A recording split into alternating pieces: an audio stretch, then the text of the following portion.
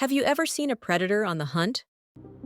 Like a lion chasing a deer or a crocodile lying in wait for its prey, they consume fresh meat from their catch. Or seeing a hyena feeding on a carcass teeming with maggots.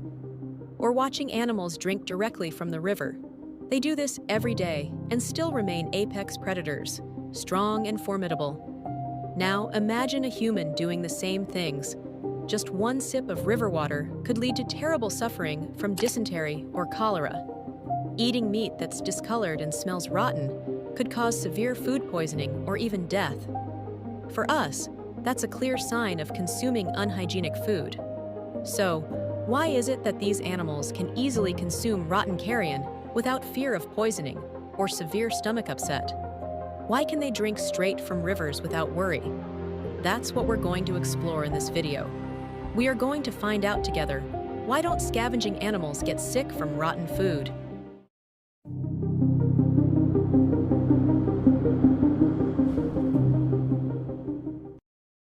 Earlier, I mentioned scavengers, also known as carrion eaters.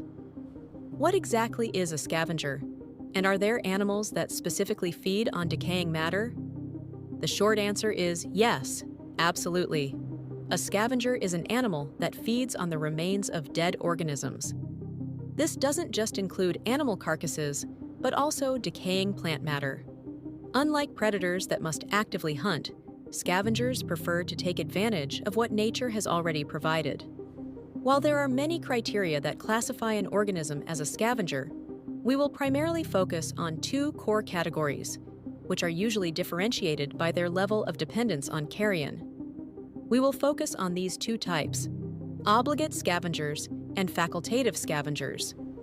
Obligate scavengers are animals that rely entirely or almost entirely on decaying biomass, such as animal carcasses, for their food.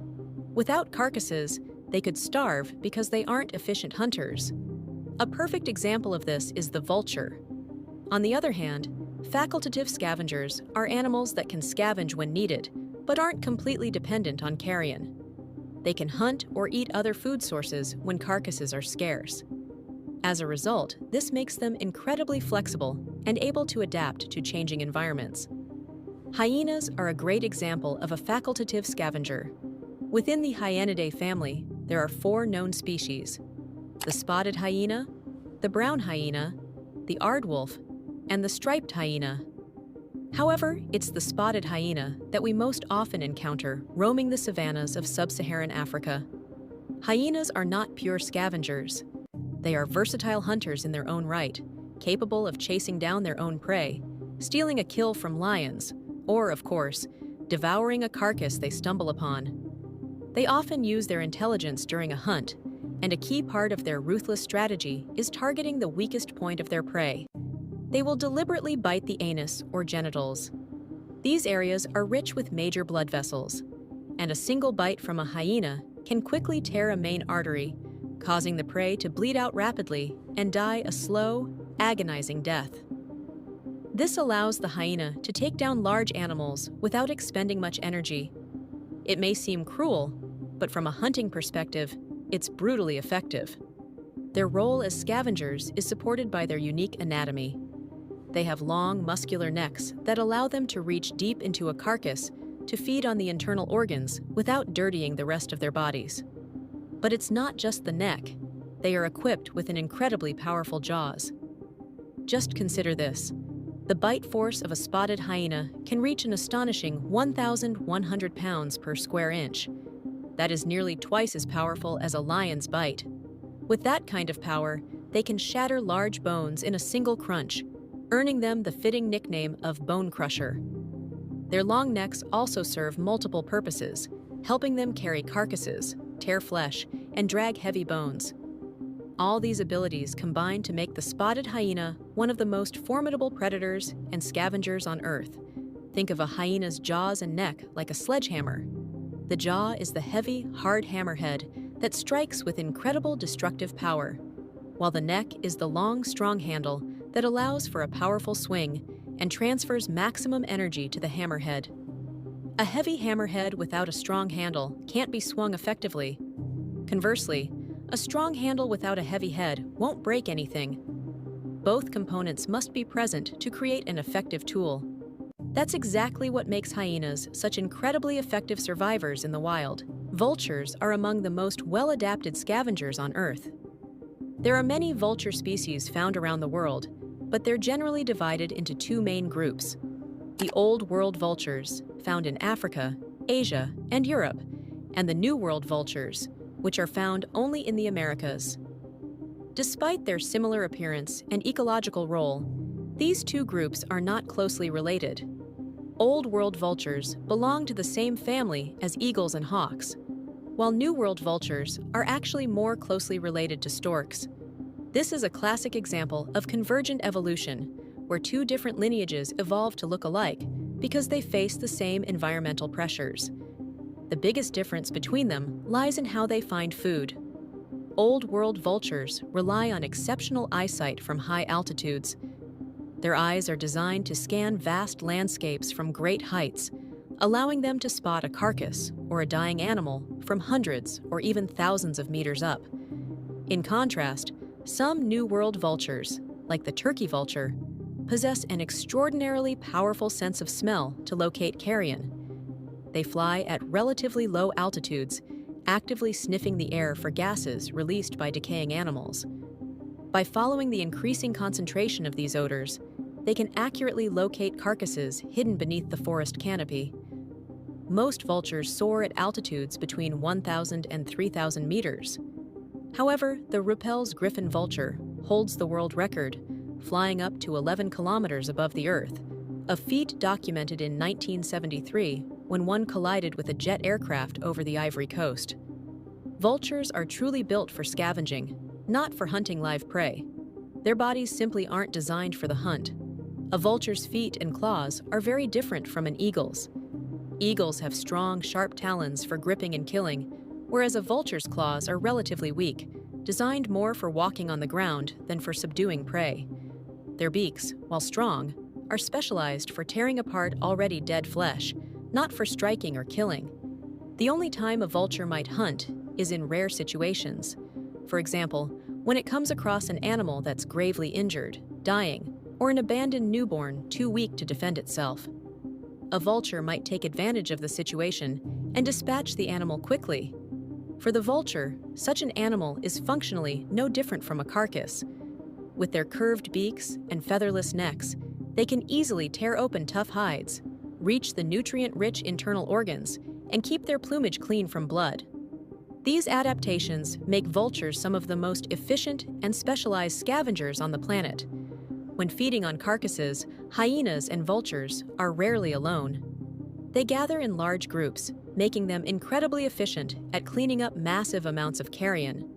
If you observe them closely while they are feeding, you will notice frightening sounds emerging from the group, creating a truly unsettling atmosphere. These noises, combined with the sight of teeth and beaks shattering bone, make the scene a grim one, difficult to associate with any positive connotation.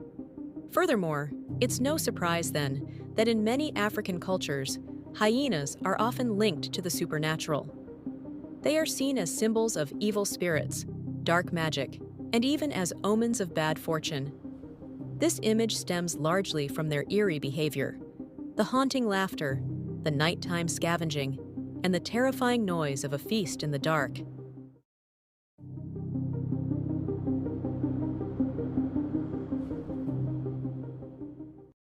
Imagine the carcass of an animal left exposed under the scorching sun. At first, it just changes color. Then, an intense, nauseating smell begins to fill the air. But did you know that the smell isn't just a sign of rotting flesh? It's a warning, a sign that dangerous bacteria are already at work. These include pathogens that can cause severe food poisoning or even deadly diseases such as botulism and anthrax. So, what is anthrax? Anthrax is a zoonotic disease caused by the bacterium Bacillus anthracis. It's relatively rare, but when it does occur, the consequences can be fatal. Anthrax is caused by bacteria that form spores and primarily affects animals. What makes anthrax so dangerous is its ability to transform into spores. When conditions become unfavorable, like when an infected animal dies and decomposes, the bacteria don't die with it. They transform into super strong spores. Think of spores as incredibly tough seeds. They enter a dormant state, essentially going to sleep, and can survive in extreme conditions for decades in the soil. Anthrax spores are highly resistant to heat, cold, drought, ultraviolet radiation, and common disinfectants. This is the bacteria's survival mechanism, allowing them to lie in wait for their next host.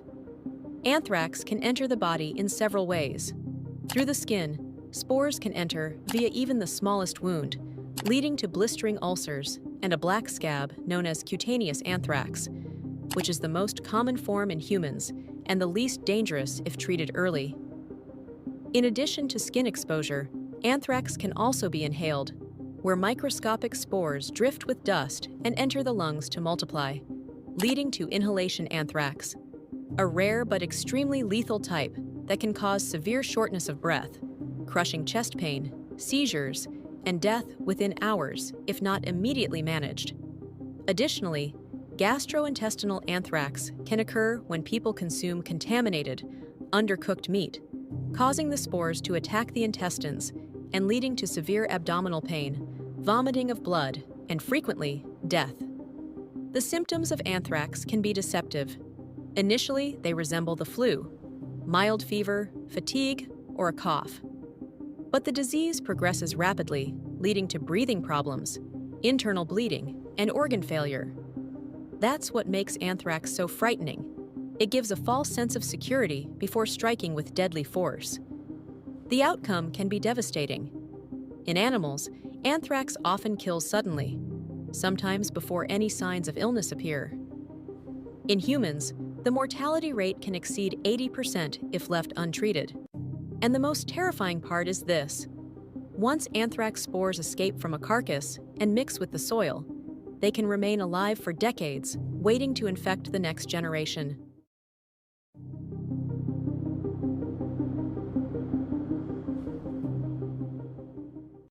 Have you ever accidentally eaten spoiled food? It tastes strange, smells awful, and soon your stomach starts to twist in pain. You feel nauseous, and you might end up sick for days. That happens because when food spoils, bacteria and fungi begin to grow rapidly, producing harmful toxins that cause food poisoning. And that's just from slightly spoiled food. Imagine the level of decay in a full animal carcass.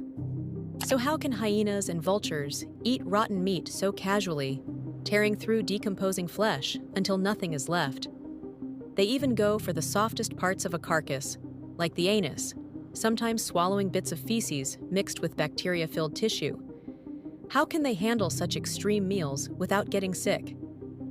Some scavengers have their own tricks to combat microorganisms in rotten food.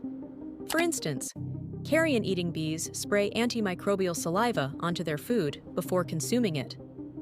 However, hyenas and vultures have adapted physiologically, relying on extreme stomach acidity as their primary line of defense. Since vultures almost always eat carrion that is in an advanced stage of decay, their stomach acid has a pH lower than that of humans, making it highly effective at killing pathogens and even capable of dissolving bone. Stomach acid with a pH of 1 to 2 is a critical mechanism that ensures deadly bacteria, like anthrax, are neutralized before they can cause disease. Hyenas, too, rely on potent stomach acid with a pH of about 1.5 to 2.5, strong enough to destroy harmful pathogens such as Salmonella, E. coli, and Clostridium botulinum found in rotting meat. This acid also helps dissolve small bones and connective tissue to extract nutrients like calcium and phosphorus, aided by digestive enzymes such as pepsine and lipase that function optimally in this acidic environment. Despite the vulture's incredibly strong stomach acid, which is capable of killing many harmful bacteria, some pathogens, such as Clostridium botulinum spores, the cause of botulism, can pass through to the intestines. Here, the vulture's gut, particularly in New World vultures, is colonized by beneficial bacteria like Fusobacteria and Clostridia, as well as Bacteroidetes in Old World vultures, which are highly specialized compared to other animals. These bacteria produce antimicrobial substances and fatty acids that fight off pathogens, preventing them from multiplying or producing toxins. Although certain Clostridia species are harmful to other animals, the vulture's immune system tightly controls them through a balance of the microbiome and the immune system, preventing poisoning. These bacteria also aid in digesting the carrion and neutralizing toxins, making the vulture immune to disease. Hyenas possess a similar system. Their specialized gut microbiome, dominated by Clostridia and Bacteroides, helps metabolize protein and fat-rich carcasses, break down toxins from decay, and suppress pathogens that might survive stomach acid. This suits their omnivorous diet, which can include rotting meat, plants, and even parts like intestines or the anus that may still contain feces. But their defense doesn't stop there. Their adaptive immune system is also a key player. Genetic studies show that vultures have evolved rapidly in genes linked to immune response, giving them a stronger defense against the heavy load of pathogens they ingest. Their immune systems are fine-tuned to detect and neutralize infections from microbes that manage to pass through the gut, as if evolution itself had vaccinated them over thousands of years of scavenging. Hyenas, too, have an efficient adaptive immune system, marked by a high level of immune gene expression, which detects and fights off infections from pathogens like Bacillus anthracis. This allows them to survive exposure to the feces or putrefied tissue they sometimes ingest while tearing open the intestines or anus of a carcass. Vultures also have a unique behavior that supports their defenses. Urohydrosis. They defecate on their own legs. Living in hot, arid habitats like deserts and savannas without sweat glands, they urinate and defecate on their own legs. This acts as a cooling evaporation system. But there's another benefit. Their droppings contain uric acid, which acts as a natural antiseptic. By coating their legs with it, vultures kill or reduce bacteria and microbes that might cling to their skin after walking on carcasses. It's a simple yet remarkably effective way to stay both cool and clean in pathogen-rich environments. Hyenas don't practice urohydrosis, but they maintain cleanliness in their own way, by licking their fur to remove any residue from carcasses. This grooming habit helps reduce the risk of infection from lingering bacteria. The combination of extreme stomach acidity, a unique gut microbiome, an adaptive immune system, and specialized behaviors makes vultures and hyenas highly efficient scavengers that can consume carrion without succumbing to disease.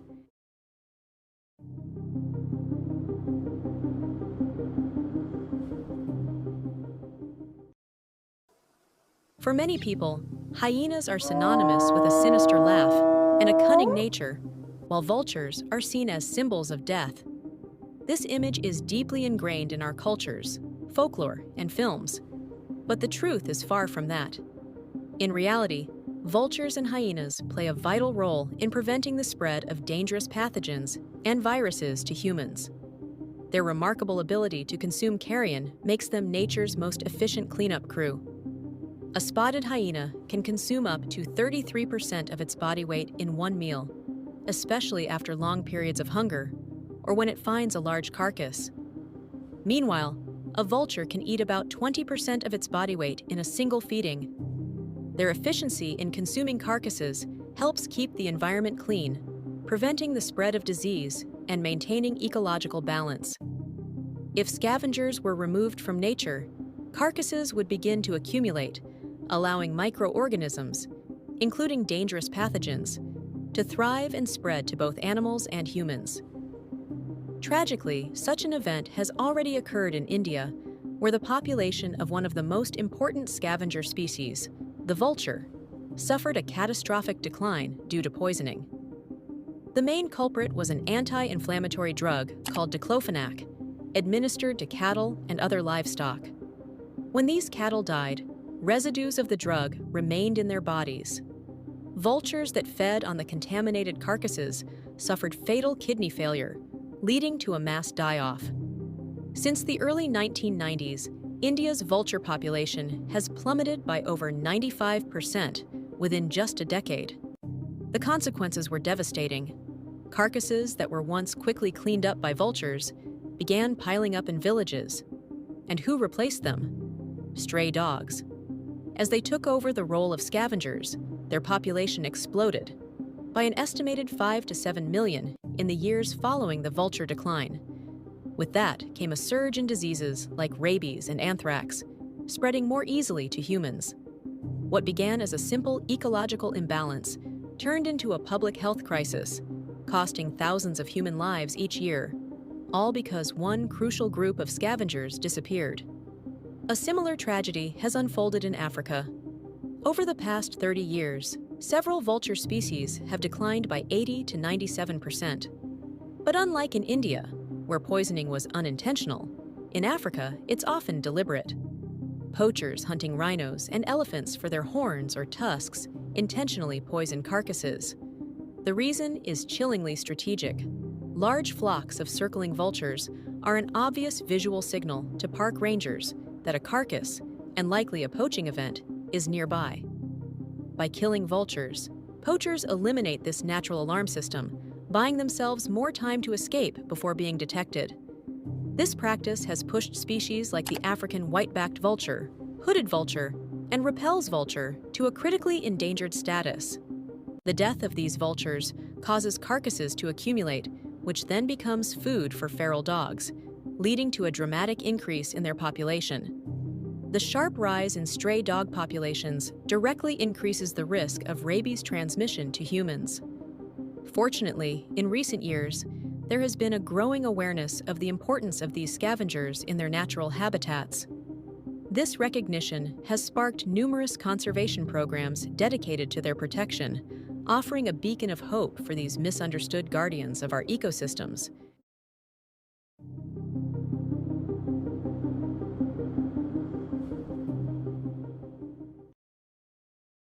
Humans often attach negative labels to hyenas and vultures, but nature never labels. It only assigns roles, and their role is to keep the world clean, balanced, and alive.